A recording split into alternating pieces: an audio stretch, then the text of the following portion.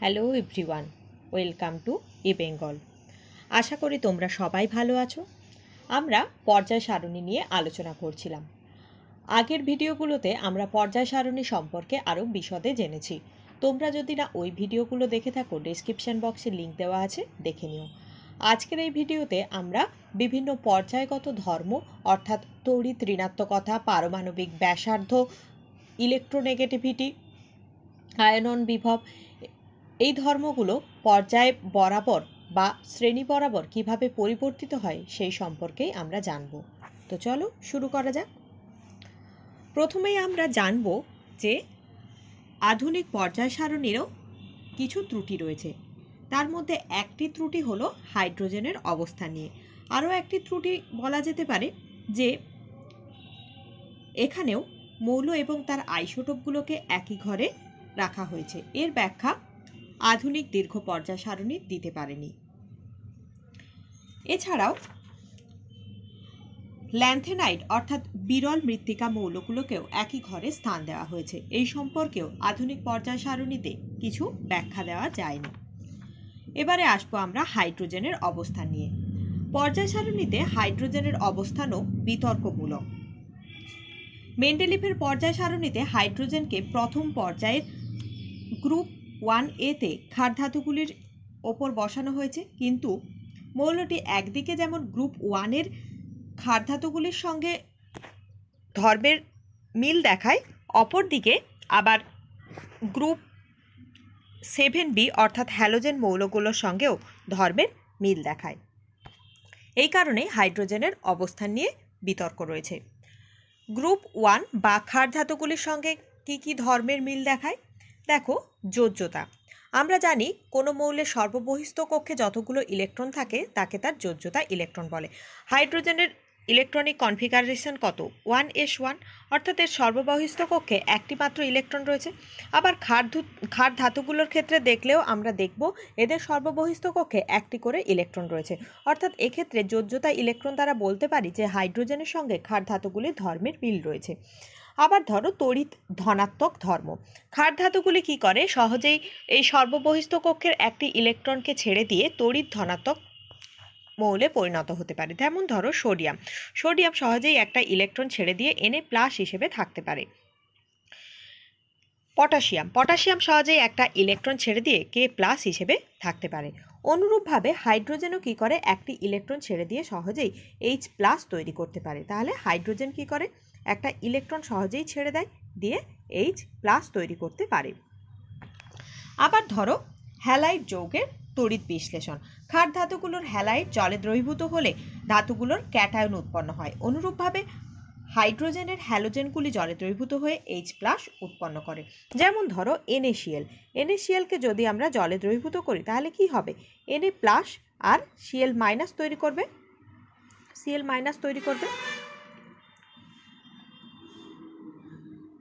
তাহলে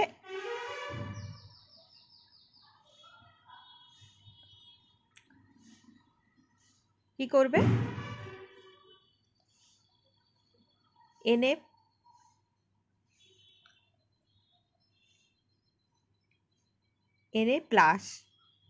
NaCl আছে, NaCl থেকে সহজেই কি করবে? Na+ আর Cl- তৈরি করবে। সেরকমভাবে যদি আমরা HCl-কে দেখি, HCl-এর ক্ষেত্রে কি হবে? H+ আর Cl- উৎপন্ন করবে। অর্থাৎ গলিত NaCl-এর তড়িৎ বিশ্লেষণে ক্যাথোডে যেমন সোডিয়াম মুক্ত হয়, সেরকমভাবে HCl-এর জলীয় দ্রবণে তড়িৎ বিশ্লেষণে ক্যাথোডে হাইড্রোজেন মুক্ত হয়। আবার ধরো বিজারণ ধর্ম। ক্ষার ধাতুগুলির মতো হাইড্রোজেন সহজেই ইলেকট্রন বর্জন করে, তাই ক্ষার ধাতুগুলির মতো হাইড্রোজেন একটি বিজারক দ্রব্য হিসেবেও আমরা বলতে পারি। এবার আমরা হ্যালোজেনের সঙ্গে ধর্মের কি মিল রয়েছে সেগুলো সম্পর্কে জানব। তো হ্যালোজেনের সঙ্গে কি ধর্মের মিল রয়েছে? দেখো, কি বললাম? হাইড্রোজেনের সর্ববহিস্থ কক্ষে কটি ইলেকট্রন রয়েছে? একটি ইলেকট্রন রয়েছে। তাহলে তার হাইড্রোজেন যেহেতু প্রথম পর্যায়ে রয়েছে, তার অষ্টক পূর্তির জন্য আর একটি মাত্র ইলেকট্রন রাখবে। অর্থাৎ একটি ইলেকট্রনের তার প্রয়োজন রয়েছে। একটি ইলেকট্রন পেলেই সে নিষ্ক্রিয় গ্যাসের মতো কনফিগারেশন পেয়ে যাবে। অর্থাৎ প্রথম পর্যায়ের ক্ষেত্রে কি হয়, 1s2 সর্ববহিস্থ কক্ষে দুটি ইলেকট্রন থাকতে পারে, তাহলে আর একটি মাত্র ইলেকট্রনের প্রয়োজন। সেরকমভাবে ফ্লোরিন, ক্লোরিন, ব্রোমিন, আয়োডিন এই হ্যালোজেন মৌলগুলোর ক্ষেত্রেও আর একটি মাত্র ইলেকট্রনের প্রয়োজন। ওই একটি ইলেকট্রন পেলে তারা নিষ্ক্রিয় গ্যাসের কনফিগারেশন পেয়ে যাবে। তাই বলা হচ্ছে হাইড্রোজেনের ইলেকট্রন বিন্যাস 1s1 এবং হ্যালোজেন মৌলগুলোর সর্ববহিস্থ কক্ষের ইলেকট্রন বিন্যাস কত, ns2 np5। অর্থাৎ হ্যালোজেন ও হাইড্রোজেন মৌলগুলোর সর্ববহিস্থ কক্ষে এদের নিকটতম নিষ্ক্রিয় গ্যাস মৌলের ইলেকট্রন বিন্যাস থেকে একটি ইলেকট্রন কম থাকে, তাই বলা হয় এদের উভয়ের যোজ্যতা 1। আরও কি, অধাতব চরিত্র ও পারমাণবিকতা। হ্যালোজেন মৌলগুলির মতো হাইড্রোজেনও অধাতু, গ্যাসীয় অবস্থায় হ্যালোজেন মৌলগুলোর মতো হাইড্রোজেনও দ্বিপারমাণবিক। আবার ধরো এই যে হ্যালোজেন মৌলগুলো, ক্লোরিন, ধরো ক্লোরিন কি করে, সহজেই একটা ইলেকট্রন গ্রহণ করে Cl- তৈরি করতে পারে। অনুরূপভাবে হাইড্রোজেনও কি করে, একটি ইলেকট্রন গ্রহণ করে H- তৈরি করতে পারে। তাই বলা হচ্ছে হ্যালোজেন মৌলগুলির মতো হাইড্রোজেন পরমাণুও একটি মাত্র ইলেকট্রন গ্রহণ করে নিকটতম নিষ্ক্রিয় গ্যাসের ইলেকট্রন বিন্যাস লাভের মাধ্যমে অ্যানায়ন গঠন করতে পারে। তো আমরা দেখলাম যে হাইড্রোজেনের সঙ্গে ক্ষার ধাতুগুলির কিছু কিছু ধর্মের মিল রয়েছে, আবার হ্যালোজেন মৌলগুলোরও ধর্মের কিছু কিছু মিল রয়েছে। তাহলে আমরা একে একাধারে যেমন ক্ষার ধাতুর সঙ্গেও রাখতে পারি, সেরকমভাবে হ্যালোজেন মৌলের সঙ্গেও একে স্থান দেওয়া যেতে পারে।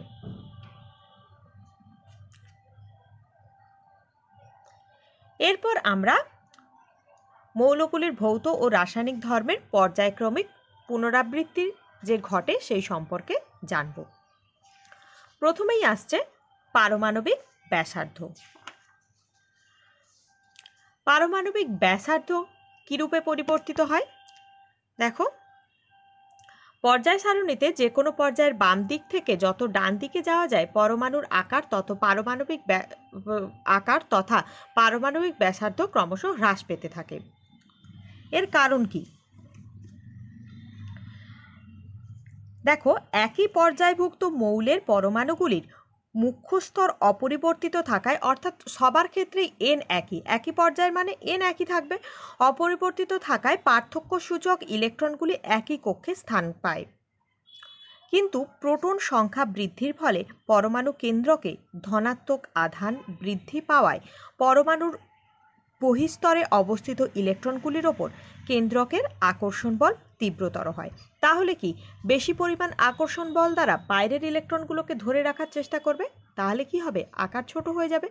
বাম দিক থেকে যত ডান দিকে যেতে থাকবে আকার ছোট হতে থাকবে, কারণ কি, নিউক্লিয়াসে প্রোটন সংখ্যা বেড়ে যাচ্ছে কিন্তু মুখ্য শক্তি স্তর একই থাকছে। এরপর বলছে পর্যায় সারণীর যে কোনো গ্রুপের ওপর থেকে যত নিচের দিকে যাওয়া যায় মৌলগুলির পরমাণুর আকার তথা পারমাণবিক ব্যাসার্ধ উল্লেখযোগ্যভাবে বৃদ্ধি পায়। এর কারণ কি, যখন আমরা পরবর্তী গ্রুপে যাচ্ছি সেক্ষেত্রে কি হয়, একটি নতুন করে শক্তি স্তর বা কক্ষ যুক্ত হয়, ফলে অটোমেটিক্যালি কি হবে, পরমাণুর আকার বৃদ্ধি পেতে থাকবে। এই কারণে আমরা বলবো যে সোডিয়ামের থেকে আকার বড় পটাশিয়ামের থেকে আকার বড় রুবিডিয়ামের। আর অনুরূপভাবে বলতে পারি সোডিয়ামের আকার বড়, সোডিয়ামের থেকে ম্যাগনেসিয়ামের আকার ছোট হবে, অ্যালুমিনিয়ামের আকার ছোট হবে, সিলিকনের আরও ছোট হবে। এরপর আমরা তো জানলাম পরমাণুর ব্যাসার্ধ কিভাবে পরিবর্তিত হয়। এবারে ব্যাসার্ধ কত রকমের হয় না, প্রথমেই আসে সমযোজী ব্যাসার্ধ। এবারে যদি হোমোনিউক্লিয় দ্বিপরমাণুর অণু হয়, যেমন ধরো হাইড্রোজেন H2, মানে দুটো হাইড্রোজেন পরমাণু মিলে এখানে হাইড্রোজেন অণু তৈরি করছে, এরা কি হোমোনিউক্লিয়ার, একই বলে হোমোনিউক্লিয়ার। এদের ক্ষেত্রে সমযোজী ব্যাসার্ধ কি হবে, 1/2 আন্তঃনিউক্লিয় দূরত্ব। মানে কি বলছে, এই ধরো একটা হাইড্রোজেন আছে, এখানে আরেকটা হাইড্রোজেন আছে, এদের যে নিউক্লিয়াসের মধ্যে দূরত্ব তার অর্ধেক হবে। এটা একটা হাইড্রোজেন, এটা একটা হাইড্রোজেন। এরপর হেটারো নিউক্লিয়ার দ্বিপরমাণুর অণুর ক্ষেত্রে এক্ষেত্রে কি হবে বলছে Ra plus Rb। Hetero nuclear মানে দুটো আলাদা আলাদা। ধরো একটি সোডিয়াম আছে আর একটা ক্লোরিন আছে, একটা সোডিয়াম আর একটা ক্লোরিন আছে, মিলে কি হচ্ছে NaCl তৈরি হচ্ছে। এটা ধরলাম সোডিয়ামের পরমাণু আর এটা ক্লোরিনের পরমাণু। তাহলে NaCl এর ব্যাসার্ধ কি হবে, এর ব্যাসার্ধ N এর ব্যাসার্ধ আর ক্লোরিনের ব্যাসার্ধের যোগফল। এরপর বলছে ধাতব ব্যাসার্ধ। ধাতব ব্যাসার্ধ কি, ধাতব কেলাসের মধ্যে পাশাপাশি অবস্থিত দুটো ধাতব পরমাণুর নিউক্লিয়াসের মধ্যবর্তী দূরত্বের অর্ধেককে ধাতব ব্যাসার্ধ বলে। ধাতব ব্যাসার্ধ সর্বদা সমযোজী ব্যাসার্ধ অপেক্ষা বড় হয়। তাহলে এই যে দেখো বলছে এটা একটা পরমাণু আর এটা একটা পরমাণু, এদের মাঝামাঝি দূরত্ব কি হবে, এই দূরত্বটা হবে এর অর্ধেক হয়ে যাবে কি ধাতব ব্যাসার্ধ। তাহলে এইটা হয়ে যাবে কি ধাতব ব্যাসার্ধ। আর কি বলছে যে ধাতব ব্যাসার্ধ সর্বদা সমযোজী ব্যাসার্ধ অপেক্ষা বড় হয়, এটা ধাতব হবে। এবারে আসছে ভ্যান ডার ওয়ালস ব্যাসার্ধ। ভ্যান ডার ওয়াল ব্যাসার্ধ কি বলছে, কোনো মৌলের কঠিন অবস্থায় সবচেয়ে কাছাকাছি অবস্থিত দুটো পৃথক অণুর অন্তর্গত দুটি পরমাণুর নিউক্লিয়াস দুটির মধ্যবর্তী দূরত্বের অর্ধেককে ভ্যান ডার ওয়ালস ব্যাসার্ধ বলে।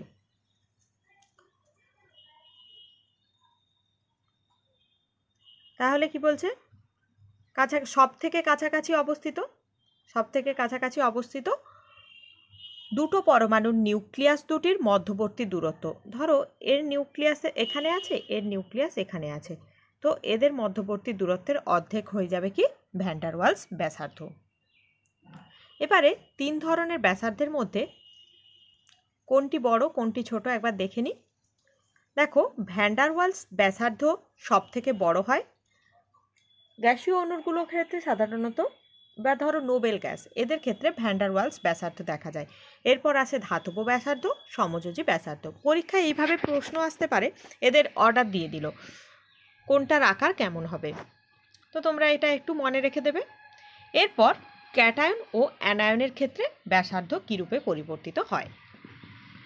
দেখো ক্যাটায়ন কখন তৈরি হয়, যখন কোনো একটা পরমাণু একটি ইলেকট্রন ছেড়ে দেয় তখন ক্যাটায়ন তৈরি হয়। ধরো সোডিয়াম কি করছে, একটা ইলেকট্রন ছেড়ে দিচ্ছে, ছেড়ে দিয়ে কি তৈরি করছে Na+, একটা ক্যাটায়ন তৈরি করছে। তাহলে সোডিয়াম ক্যাটায়নের ক্ষেত্রে আমরা দেখছি কেন্দ্রে প্রোটন সংখ্যা বেশি কিন্তু বাইরে ইলেকট্রন সংখ্যা কম আছে। তাহলে সে কি করবে, কেন্দ্রে প্রোটন দিয়ে বাইরের ইলেকট্রনগুলোকে বেশি জোরে আকর্ষণ করবে, ফলে কি হবে অটোমেটিক্যালি ক্যাটায়নের আকার কি হবে ছোট হবে। তাহলে নিউট্রাল অবস্থায় যদি তার আকার এরকম থাকে তাহলে ক্যাটায়নের আকার কি হবে ছোট হয়ে যাবে। এবার অ্যানায়ন কখন তৈরি হয়, যখন কোনো একটা পরমাণু একটা ইলেকট্রন গ্রহণ করে তখন অ্যানায়ন তৈরি হয়।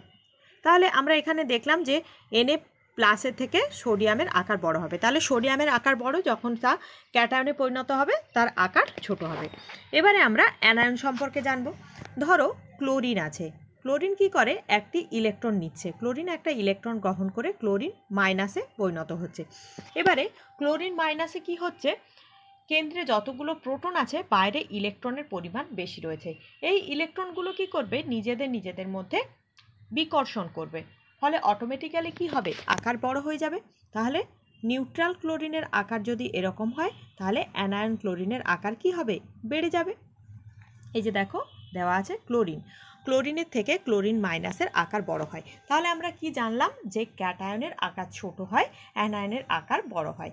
এরপর ধরো তোমাকে দেওয়া হলো যে সম ইলেকট্রনিক কতগুলো পরমাণু দেওয়া হলো। এই যে ধরো এই উদাহরণটা দেখো, এখানে O2 মাইনাস F মাইনাস নিয়ন সোডিয়াম প্লাস Mg2+, এদের সবারই বাইরের কক্ষে কটি করে 10টি করে ইলেকট্রন রয়েছে। তাহলে আকারের ক্রমটা কি হবে? আগেই বললাম যে ক্যাটায়নের আকার ছোট হবে, অ্যানায়নের আকার বড় হবে। এই যে দেখো অক্সিজেনের ক্ষেত্রে নর্মাল অবস্থায় 8টা ইলেকট্রন থাকার কথা, কেন্দ্রে রয়েছে 8টা প্রোটন। এইবারে O2 মাইনাস মানে এর বাইরের কক্ষে আরও 2টো ইলেকট্রন যোগ হচ্ছে, তাহলে এদের মধ্যে তীব্র রিপালশন কাজ করবে। একে তো ইলেকট্রনগুলো রয়েইছে, সে কেন চাইবে তার বাইরে আরও 2টো ইলেকট্রন আসুক? কখনোই চাইবে না তার বাইরে আরও 2জন এসে যুক্ত হোক। তাহলে কি করবে? সে ওই বাইরের থেকে আসা ইলেকট্রনগুলোকে ঢুকতে দিতে চাইবে না, ফলে তীব্রভাবে রিপালশন কাজ করবে, ফলে অটোমেটিক্যালি আকার বেড়ে যাবে।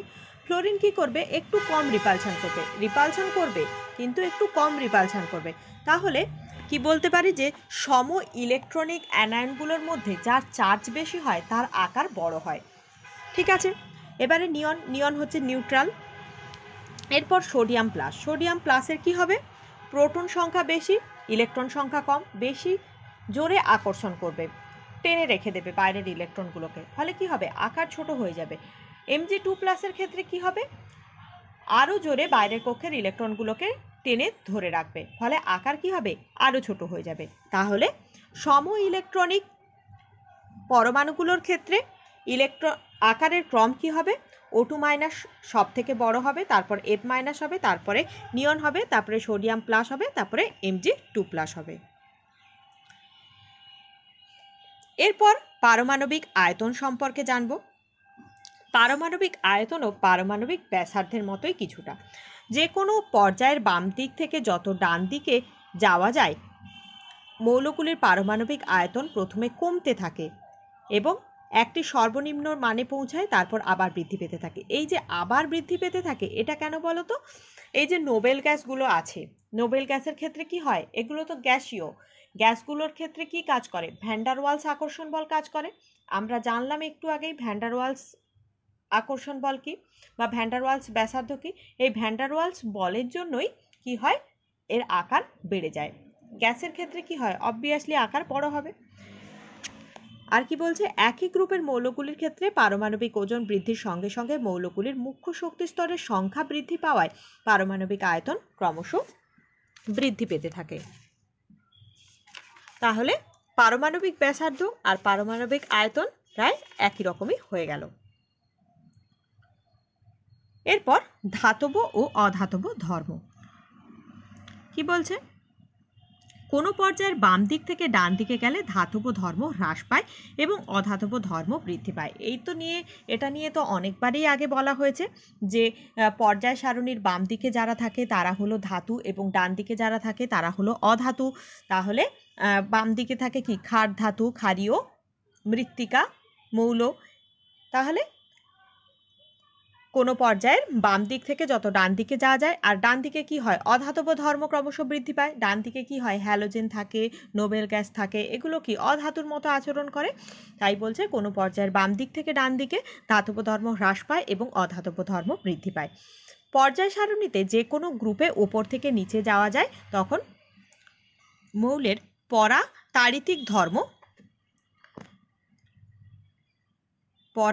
তাড়িতিক ধর্ম বা ধাতব ধর্ম বৃদ্ধি পায়, ধাতব ধর্মগুলো বৃদ্ধি পেতে থাকে।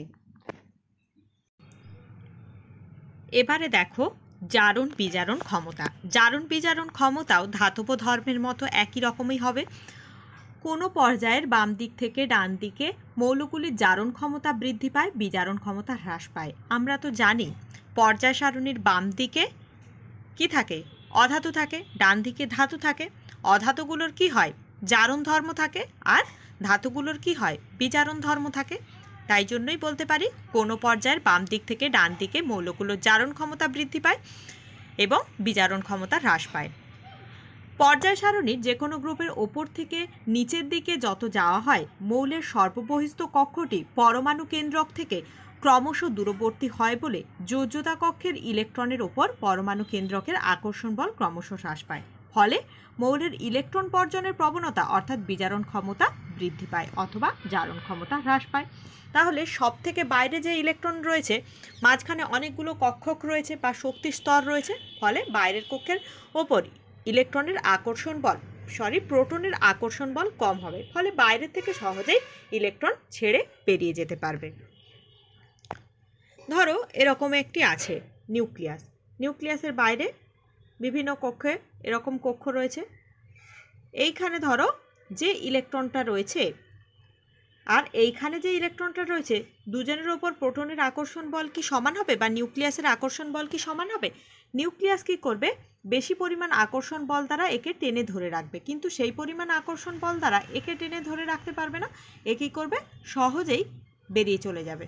তাই জন্য বলা হচ্ছে কি, ওপর থেকে যত নিচের দিকে যাওয়া যায় তত সহজেই ইলেকট্রন ছেড়ে বেরিয়ে যেতে পারে, অর্থাৎ বিজারণ ক্ষমতা ক্রমশ বৃদ্ধি পায় আর জারণ ক্ষমতা হ্রাস পায়। এরপর আমরা জানব আয়নন বিভব সম্পর্কে। আয়নন বিভব কি, প্রথমে কাকে বলে সেইটা জেনে নিই, তারপর পর্যায়গত বা শ্রেণীগতভাবে কিভাবে পরিবর্তিত হয় সেই সম্পর্কে জানব। ভূমি স্তরে বা সর্বনিম্ন শক্তি স্তরে স্থিত কোনো মৌলের একটি বিচ্ছিন্ন গ্যাসীয় পরমাণু থেকে তার যোজ্যতা কক্ষে সব থেকে দুর্বলভাবে আবদ্ধ ইলেকট্রনটিকে সম্পূর্ণরূপে অপসারিত করে পরমাণুটিকে একটি গতিশক্তিহীন এক একক ধনাত্মক চার্জ বিশিষ্ট আয়নে পরিণত করার জন্য যে প্রয়োজনীয় ন্যূনতম শক্তি, তাকেই বলা হচ্ছে আয়নন বিভব। মানে কি বলছে, ধরো এই যে একটি মৌল রয়েছে, সেখান থেকে আমি কি তৈরি করব, M+ তৈরি করব।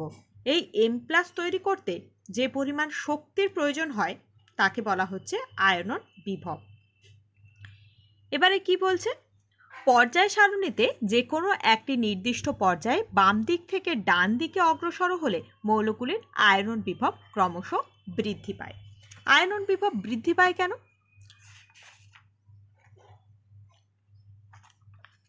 এর ব্যাখ্যা কি, পরমাণুর আকার দিয়ে আমরা বলতে পারবো। পরমাণুর আকার যত ছোট হবে, সর্ববহিস্থ কক্ষের ইলেকট্রনের উপর কেন্দ্রকের আকর্ষণ বল তত তীব্র হবে, ফলে আয়নন বিভবের মান বেশি হবে। মানে কি বলছে, যত আকার ছোট হবে, বাইরের কক্ষের ইলেকট্রনের প্রতি, এইটা ধরো নিউক্লিয়াস রয়েছে, এরকম আছে, বাইরের কক্ষের ইলেকট্রনের প্রতি আকর্ষণ বল বেশি হবে, তাহলে কি এখান থেকে ইলেকট্রনটাকে বের করতে আমাকে আরো বেশি পরিমাণ শক্তি দিতে হবে।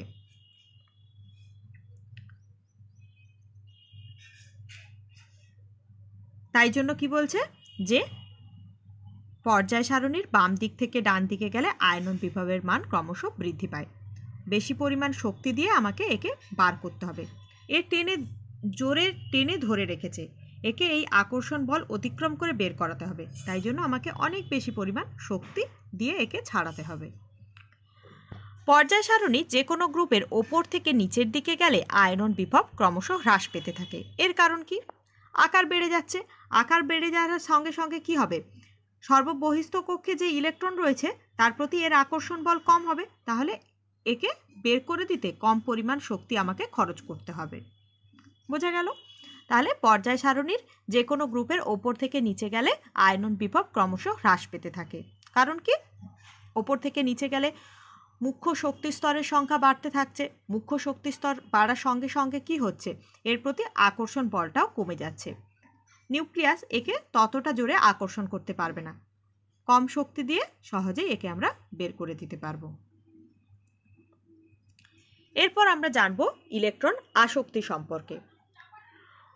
ভূমি স্তর বা সর্বনিম্ন শক্তি স্তরে স্থিত কোনো একটি গ্যাসীয় পরমাণুতে একটি অতিরিক্ত ইলেকট্রন যুক্ত করে পরমাণুটিকে এক একক নেগেটিভ চার্জবাহী গ্যাসীয় আয়নে পরিণত করতে যে পরিমাণ শক্তি নির্গত হয় তাকে পরমাণুর ইলেকট্রন আসক্তি বলে। তাহলে এখানে কি হচ্ছে, ধরো ক্লোরিন আছে, ক্লোরিনের মধ্যে আরও একটা ইলেকট্রন আমরা যোগ করছি, দিয়ে Cl- তৈরি করছি।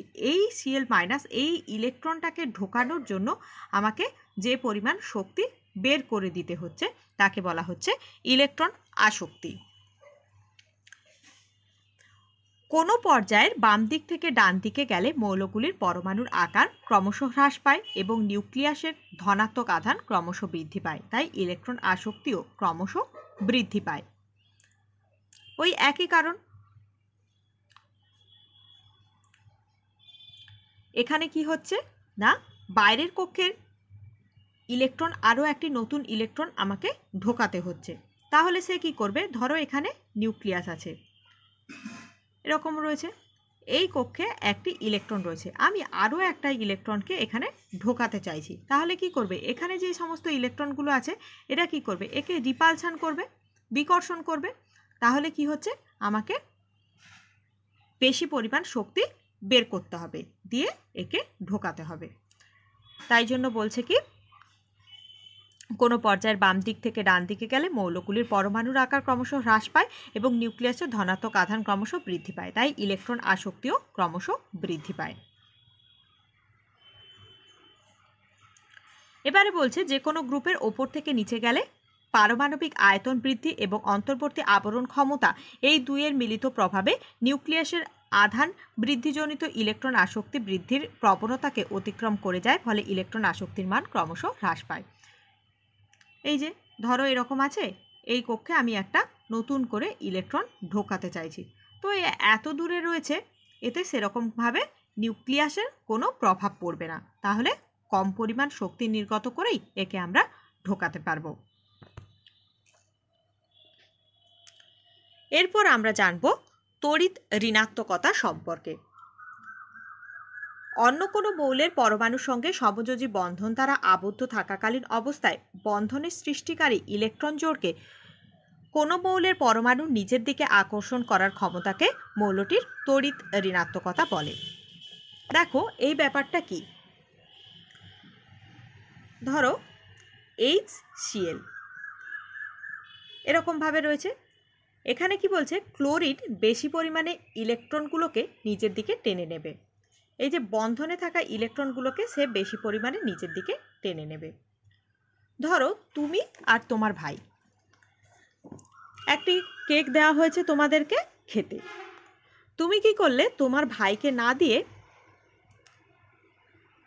কেকের প্যাকেটে ধরো 4টে স্লাইস কেক রয়েছে, তুমি কি করলে, মা বলল তোমাদেরকে দুজনকে ভাগাভাগি করে খেতে, তো দুজনে দুটো দুটো করে পাবে, কিন্তু তুমি কি করলে, তোমার ভাইকে দিলে 1টি কেক আর তুমি নিয়ে নিলে 3টি কেক। এই ব্যাপারটা হলো কি তড়িৎ ঋণাত্মকতা, অর্থাৎ হাইড্রোজেন আর ক্লোরিনের মধ্যে যতগুলো ইলেকট্রন ছিল, ক্লোরিন কি করলো, বেশি পরিমাণ ইলেকট্রনগুলোকে নিজের দিকে নিয়ে নিল, এই ব্যাপারটিকে বলা হচ্ছে তড়িৎ ঋণাত্মকতা। বন্ধনে থাকা ইলেকট্রনগুলোকে নিয়ে নিচ্ছে, যেমনভাবে তুমি কি করলে, তুমি আর তোমার ভাইয়ের মধ্যে তুমি বেশি শক্তিশালী, তুমি কি করলে, ভাইকে কম কেক দিলে, তুমি বেশি কেকটা নিয়ে নিলে, সেরকমভাবে ক্লোরিন কি হচ্ছে, হাইড্রোজেন আর ক্লোরিনের মধ্যে ক্লোরিন হচ্ছে বেশি শক্তিশালী, ক্লোরিন কি করছে, হাইড্রোজেনকে ইলেকট্রন না দিয়ে বেশি ইলেকট্রনগুলো নিজের দিকে নিয়ে নিচ্ছে। পর্যায় সারণীর যে কোনো পর্যায়ে বাম দিক থেকে ডান দিকে গেলে পরমাণু নিউক্লিয়াসের ধনাত্মক আধান ক্রমশ বৃদ্ধি পায় এবং পরমাণুর আকার ক্রমশ হ্রাস পায়, এই দুয়ের মিলিত প্রভাবে বন্ধনের ইলেকট্রন জোড়ের প্রতি নিউক্লিয়াসের আকর্ষণ বৃদ্ধি পায়, তাই পরমাণুর তড়িৎ ঋণাত্মকতার মান ক্রমশ বৃদ্ধি পেতে থাকে। আমরা জানি তো পর্যায় সারণীতে হ্যালোজেন মৌলগুলো কি হয়, তড়িৎ ঋণাত্মক হয় বেশি, এরা কি করে, বন্ধনে থাকা ইলেকট্রন জোড়গুলোকে বেশি পরিমাণে নিজের দিকে টেনে নেয়, তাহলে বাম থেকে ডান দিকে গেলে তড়িৎ ঋণাত্মকতার মান বেড়ে যেতে থাকে। ফ্লোরিন সব থেকে তড়িৎ ঋণাত্মক মৌল আমরা জানি। এবারে পর্যায় সারণীর যে কোনো গ্রুপের ওপর থেকে নিচে গেলে পরমাণুর আকার বৃদ্ধি ও অন্তর্বর্তী কক্ষসমূহের আবরণী ক্ষমতা, এই দুইয়ের মিলিত প্রভাবে নিউক্লিয়াসের আধান বৃদ্ধিজনিত তড়িৎ ঋণাত্মকতা বৃদ্ধির প্রবণতাকে অতিক্রম করে, তাই তড়িৎ ঋণাত্মকতার মান ক্রমশ হ্রাস পায়। তাহলে আমরা কি দেখলাম, পর্যায় সারণীর বাম দিক থেকে ডান দিকে গেলে তড়িৎ ঋণাত্মকতার মান বাড়তে থাকে, ওপর থেকে নিচে গেলে তড়িৎ ঋণাত্মকতার মান কমতে থাকে। এই কারণে ফ্লোরিন, ক্লোরিন, ব্রোমিন, আয়োডিনের মধ্যে ফ্লোরিন হচ্ছে সব থেকে বেশি তড়িৎ ঋণাত্মক হয়। আচ্ছা, এখানে আবরণী ক্ষমতা মানে কি? আবরণী ক্ষমতা মানে ধরো এখানে নিউক্লিয়াস রয়েছে, তার বাইরে এইভাবে বিভিন্ন শক্তি স্তর রয়েছে, এখানে যে ইলেকট্রনগুলো রয়েছে তার প্রতি নিউক্লিয়াসের আকর্ষণ বলকে এই কক্ষটি বাধা দিচ্ছে। আবার এখানে যে ইলেকট্রনগুলো রয়েছে সেখানে থাকা ইলেকট্রনগুলোর ওপর নিউক্লিয়াসের আকর্ষণ বলকে বাধা দিচ্ছে এই কক্ষটি। তাহলে এরা কি করছে, একটা আবরণী বা স্ক্রিনের মতো কাজ করছে, এই আকর্ষণ বলকে বাধা দিচ্ছে। তাই জন্য এই ধর্মটাকে বলা হচ্ছে কি আবরণী ক্ষমতা। এই যে দেখো, এই ছকটা তোমরা ভালোভাবে দেখে নেবে, তাহলেই বুঝতে পারবে কিভাবে পরিবর্তন হচ্ছে। পরীক্ষায় এখান থেকেই প্রশ্ন আসবে, এই ছকটা তোমরা ভালোভাবে দেখে নিও। পারমাণবিক আকার কিভাবে পরিবর্তিত হচ্ছে, ধাতব ধর্ম কিভাবে পরিবর্তিত হচ্ছে, অধাতব ধর্ম, জারণ ক্ষমতা, বিজারণ ক্ষমতা, যোজ্যতা, আয়নন বিভব, ইলেকট্রন আসক্তি, তড়িৎ ঋণাত্মকতা, অক্সাইড যৌগের ক্ষারীয় ধর্ম, অক্সাইড যৌগের আম্লিক ধর্ম, এগুলো দরকার নেই, তোমরা এই জায়গাটা ভালোভাবে দেখে নেবে।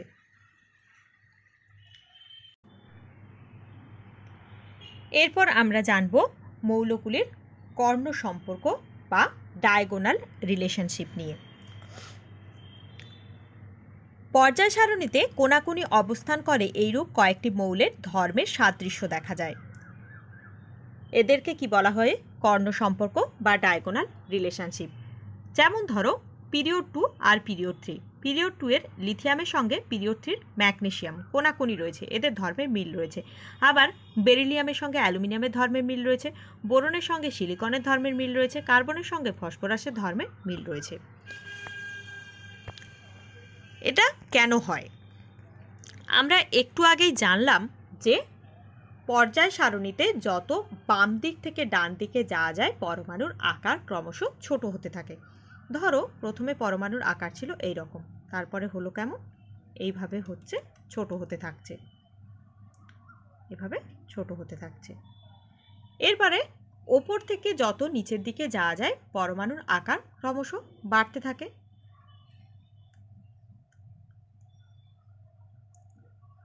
আবার যত বাম দিক থেকে ডান দিকে যাবে আকার ক্রমশ ছোট হতে থাকবে। তাহলে কি হচ্ছে দেখো, এই দুজনের মধ্যে আকার মিল পেয়ে যাচ্ছি না, এদের দুজনের মধ্যে আকারের মিল পেয়ে যাচ্ছি না, আবার এদের দুজনের মধ্যে আকারের মিল পেয়ে যাচ্ছি না। এই জন্য বলেছে কোনো পর্যায় বরাবর বাম দিক থেকে ডান দিকে মৌলগুলোর পারমাণবিক তথা আয়নীয় ব্যাসার্ধ হ্রাস পেতে থাকে। আবার কোনো গ্রুপের ওপর থেকে নিচের দিকে পারমাণবিক তথা আয়নীয় ব্যাসার্ধ বৃদ্ধি পায়। এই জন্য কোনো হ্রস্ব পর্যায়ের আগের গ্রুপের কোনো মৌলের সঙ্গে পরের পর্যায়ের পরবর্তী গ্রুপের মৌলের পারমাণবিক ও আয়নীয় ব্যাসার্ধ প্রায় সমান হয়। যেমন এই যে দেখালাম, লিথিয়ামের সঙ্গে ম্যাগনেসিয়াম, বেরিলিয়ামের সঙ্গে অ্যালুমিনিয়াম, একেই বলা হচ্ছে কি কর্ণ সম্পর্ক, কোনাকুনি ধর্মের মিল রয়েছে। আজকের শেষ টপিক ল্যান্থেনাইট সংকোচন। এই সম্পর্কে আমরা জানব। ল্যান্থেনাইট সংকোচন কি? ল্যান্থেনাইট মৌলগুলি কোথা থেকে কত? সিরিয়াম থেকে লুটেশিয়াম। এদের ক্ষেত্রে লক্ষ্য করা যায় পর্যায় বরাবর পারমাণবিক ক্রমাঙ্ক বৃদ্ধির সঙ্গে সঙ্গে পারমাণবিক ও আয়নীয় ব্যাসার্ধ ক্রমশ কমতে থাকে। যদিও আয়নীয় ব্যাসার্ধের হ্রাস পারমাণবিক ব্যাসার্ধ হ্রাস অপেক্ষা অনেক নিয়মিত, ল্যান্থেনাইট মৌলের এই পারমাণবিক ও আয়নিক ব্যাসার্ধ হ্রাসের ঘটনাকে ল্যান্থেনাইট সংকোচন বা ল্যান্থেনাইট কনস্ট্রাকশন বলে।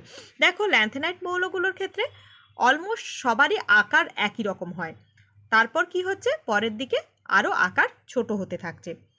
তোমাদের মনে প্রশ্ন আসতে পারে যে পরপর তো বেড়ে যাওয়ার কথা, আকার বেড়ে যাওয়ার কথা, এর কারণ কি? ল্যান্থেনাইট মৌলগুলোর ক্ষেত্রে সাধারণত ইলেকট্রন বিন্যাস যদি আমরা দেখি, আমরা তো আগের দিনই জেনেছিলাম যে এদের ক্ষেত্রে ভ্যাকেন্ট এফ অরবিটাল রয়েছে। এই মৌলগুলির পার্থক্য সূচক অর্থাৎ নতুন যে ইলেকট্রনগুলো ঢুকবে সেগুলো 4f অরবিটালে প্রবেশ করবে। এফ অরবিটালের ডিফিউজড শেপ রয়েছে, এই জন্য অরবিটালের ইলেকট্রনগুলির আবরণী প্রভাব বা স্ক্রিনিং এফেক্ট বা শিল্ডিং এফেক্ট খুব কম হয়। তাই 4f অরবিটালে ইলেকট্রন প্রবেশের সঙ্গে সঙ্গে মৌলগুলির পরমাণু ক্রমাঙ্ক এক একক করে বৃদ্ধি পেতে থাকলেও এদের আবরণী ক্ষমতার জন্য বা আবরণী প্রভাব বা স্ক্রিনিং এফেক্ট বিশেষ বৃদ্ধি পায় না। এর ফলে বহিস্তম কক্ষের ইলেকট্রনগুলির ওপর নিউক্লিয়াসের আকর্ষণ ক্রমশ বৃদ্ধি পায় এবং পারমাণবিক ও আয়নীয় ব্যাসার্ধ ক্রমশ হ্রাস পেতে থাকে। এই যে একটু আগে যে স্ক্রিনিং এফেক্ট পড়লাম না, এই স্ক্রিনিং এফেক্টের প্রভাবটা ল্যান্থেনাইটগুলোর ক্ষেত্রে অনেক কম হয়, তাই জন্য এদের আকার ক্রমশ কমতে থাকে বা অলমোস্ট একই রকম থাকে। একেই বলা হচ্ছে কি ল্যান্থেনাইট সংকোচন।